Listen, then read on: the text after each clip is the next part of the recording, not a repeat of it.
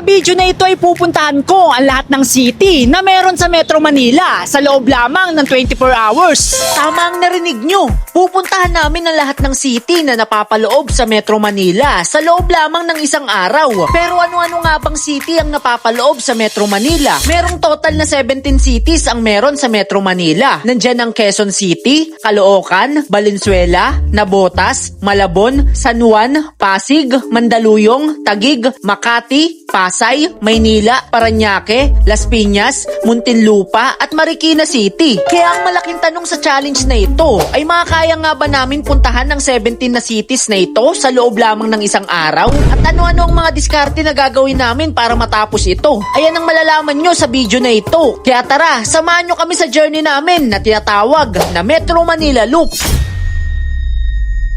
Ngayon mga kaibigan, oras na para simulan natin ang ating 24 hours timer. Ayun mga kaibigan, simula na ang ating 24 hours timer. Ang tanong, kakayanin nga ba natin mapuntahan ang lahat ng city sa Metro Manila sa loob lamang ng 24 hours? Ayan ang malalaman natin. Nagsimula kami ng 9 AM ng umaga at kasalukuyan ay nandito kami sa Valenzuela City nagsimula. So yun mga kaibigan, nandito na tayo sa may Valenzuela tol. No? I love Valenzuela! Woohoo! Yan mo yung pipe ko tol. Naka-silent na yan tol, di na tayo mahuhuli dito. Tara, puntahan na natin yung mga iba pang city sa Metro Manila. Let's go!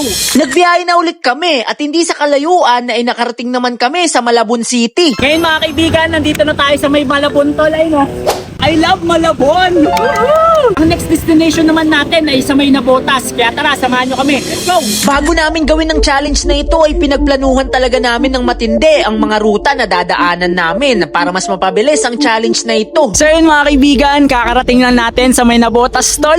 Finally, nakarating na tayo sa Navotas. Kaya check na rin ang Navotas sa ating bucket list. Kaya ngayon, puntahan pa natin ang mga iba pang city sa Metro Manila. Tara, let's go! Kahit nakamotor kami ay sobrang nakakapagod pa din dahil natatraffic kami at sinabayan pa ng init ng panahon. No? So yun mga kaibigan, nakarating naman tayo dito sa may Caloocan tol. Nandito tayo ngayon sa Monumento, Caloocan. Nakarating na rin tayo sa Caloocan mga kaibigan. Ngayon, babakbakin naman namin tong kahabaan ng EDSA. Kung ano yung mga cities na maladaanan namin dyan, pupuntahan namin para ma-check na natin sa bucket list natin. Sobrang nakakapagod ng journey na to pero nakaka-enjoy kasi kahit papaano, nakakagala kami tol, di ba? Nalilibot namin yung lahat ng city na meron sa Metro Manila. Kaya excited na ako na puntahan pa yung mga ibang city dito. Kaya tara, samahan nyo kami. Bumakbak naman kami sa kahabaan ng EDSA hanggang sa narating na namin ang Cubao, Quezon City. Ngayon mga kaibigan, kakarating lang namin sa may Cubao. Nandito na tayo ngayon sa Quezon City mga tol. Bali ang Quezon City ay check na rin sa ating bucket list. Ngayon ang sunod naman naming destinasyon na pupuntahan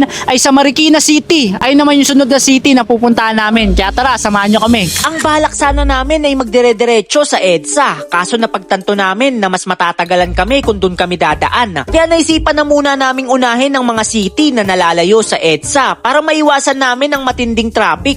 Ngayon mga kaibigan, kakarating lang namin sa Marikina City. Nandito na kami ngayon sa Marcos Highway. Ngayon, tinitingnan namin kung ano yung next namin destinasyon na pwedeng puntahan. Kasi alam ko, malapit na rin dito yung Pasig eh. Baka magpasig na muna kami, Pasig City. Well, see, i-research muna namin tol para malaman namin kung saan talaga yung mas malapit na city dito sa Marikina. May mga city talaga na hindi kami pamilyar dito sa Metro Manila. Kaya gumagamit kami ng Google Map para masiguro na tama ang mapupuntahan namin. At hindi kalayuan sa Marikina ay nakarating naman kami sa Pasig City. So yun mga kaibigan, nandito na tayo sa may Pasig City Hall. Nandito na tayo sa Pasig City Hall mga kaibigan. Nakarating na rin tayo sa wakas sa Pasig. Check na sa bucket list natin ang Pasig City. Ngayon mga tol, dahil nasa Pasig City Hall na tayo, oras na para pumunta naman sa may Pateros. Bandang doon lang yung sa harapan netong Pasig City, kaya punta na tayo doon. Ang Pateros ay dating parte lang ng Pasig, pero di kalaunan na iginawa na lang din itong city. Kaya isa ito sa kailangan namin mapuntahan.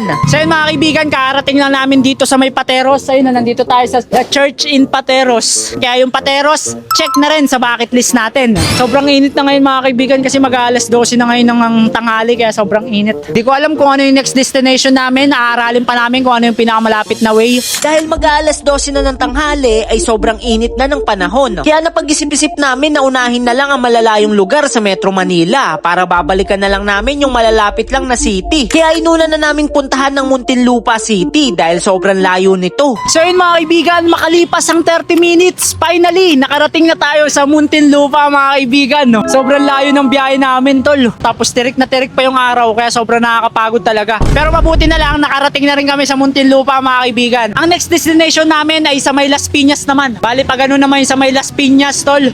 Sobrang nakakapagod pero kailangan muna namin kumain para mapagpahinga na rin muna. Tapos para magkalaman yung tiyan. Sobrang init, nakakagutom talaga. Nagpatuloy na kami sa aming biyahe dahil hahanap din kami ng makakainan na dahil gutom na din kami at para makapagpahinga na muna saglit. Dito muna kami sa Parisan, kakain muna kami kasi mag-alauna na ngayon ng tanghali, sobrang init at gutom na din kami. Kaya kakain muna kami para kahit papaano may lakas. Kumain na muna kami dito sa Parisan. 1pm pa lang ng tanghali ay napuntahan na agad namin ang 9 na cities na meron sa Metro Manila. Meron na lang kaming 8 na cities na kailangan pang puntahan para matapos ang Metro Manila Loop Challenge. Pagtapos namin kumain ay dumiretso naman kami sa Las Piñas City. So yun mga kaibigan, nandito na kami ngayon sa may Las Piñas tol.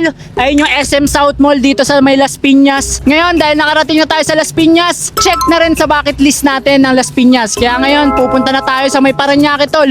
Doon naman tayo babakbak ngayon, kaya tara samahan nyo kami. Sa mga ganitong challenge ay sobrang nakakapagod talaga. Pero dito din namin na-appreciate ang ganda ng bawat sulok ng Metro Manila. Dahil nalilibot namin ang bawat cities na napapaloob dito. Ngayon mga kaibigan, nandito na tayo ngayon sa may Parañaque. At meron pa tayo natitirang 19 hours sa ating challenge tol. Pero meron na lang tayong 5 cities na pupuntahan. 5 na lang yung cities na pupuntahan natin. Makukompleto na natin ang ating Metro Manila Loop. Sobrang nakakapagod. 5 hours na kami tuloy-tuloy nagbabiyahe. Pero kahit papano, 5 cities na lang ang kailangan natin puntahan. Kaya tara, samahan nyo kami para matapos na ang challenge na to. Mas napabilis ang aming ruta dahil mas inuna namin yung malayong city sa Metro Manila para yung malalapit na city na lang yung poproblemahin namin sa dulo. So yun mga kaibigan, kakarating na natin dito sa may Pasay City. As you can see, nandito tayo ngayon sa Mall of Asia mga kaibigan. Sobrang nakakapagod talaga pero kahit papano, konti na lang natitirang cities na kailangan natin puntahan dahil sobrang dami na natin napuntahan. Ngayon, nasa MOA tayo ngayon. Ang next destination natin sa Maynila naman. Kailangan natin makapunta sa Maynila bago mag-traffic kasi mag-alas stress na ngayon ng hapon. Baka abutin kami ng rush hour. Kailangan matapos na namin yung mga lugar na matraffic. Kaya ngayon, tapos na tayo sa Pasay. Pasay, check! Ngayon, punta na tayo sa Maynila. Let's go! Nagpatuloy na kami sa aming biyahe dahil ang next destination namin ay ang capital city ng Metro Manila, ang Maynila City. So yun mga kaibigan, kakarating na namin dito sa may Maynila tol. Nandito kami ngayon sa harap ng Quiapo Church, ayun boy oh. At ngayon, dinaanan lang namin to kasi sobrang init pa rin. Mag-alas stress na ngayon ng hapon. Kailangan na namin makapunta ngayon ng EDSA kasi magta-traffic na. Pupunta pa kami sa San Juan, sa Mandaluyong, Taguig at Makati.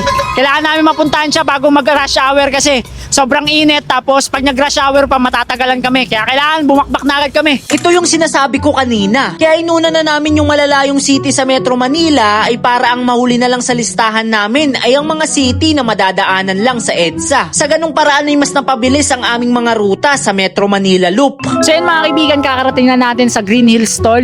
Ang Green Hills ay part ng San Juan City. Kaya check na rin tayo sa San Juan.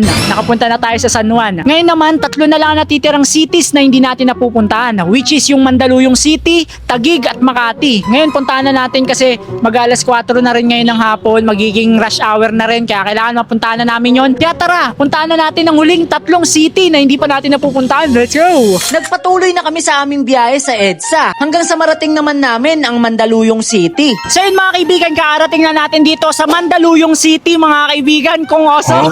Ngayon mga kaibigan, mag-alas 4 na ngayon ng hapon at kakarating na natin sa Mandaluyong. Pero okay lang dahil 2 cities na lang hindi natin napupuntahan. Yung Makati tapos Taguig at matatapos na tayo sa challenge. Sobrang nakakapagod na itong challenge na to kahit nakamotor kami. Kasi sino bang tao ang magtatangkang ikutin yung buong city ng Metro Manila sa isang araw lang, di ba? Nakakapaliw talaga, sobrang nakakapagod. Pero ayun nga yung purpose natin, di ba? Makagawa ng mga magagandang quality video na sa tingin nyo, baliw lang ang makakagawa. 2 cities na lang hindi natin napupuntahan. Kaya tara, puntahan na natin para matapos na tayo sa challenge. Wala pang 4 PM pero 2 city na lang ang hindi pa namin napupuntahan. Akala ko nung una ay imposible na mapuntahan ng lahat ng city sa Metro Manila sa loob lamang ng isang araw. Pero ngayon ay 8 hours pa lang kami nagtutuloy-tuloy sa biyahe pero patapos na agad kami sa challenge. So yun mga kaibigan, nakarating na kami dito sa may Makati City tol. At time check tayo, 4:50 ngayon ng hapon at meron pa tayo natitira sa timer natin na 16 hours and 49 minutes mga kaibigan. Isang city na lang hindi namin napupuntahan, which is yung Taguig. Ayun na lang yung pinakauling city na kailangan namin puntahan para makompleto namin ang Metro Manila loop namin, tol. Taguig na lang ang kulang, Taguig City na lang. Kaya tara,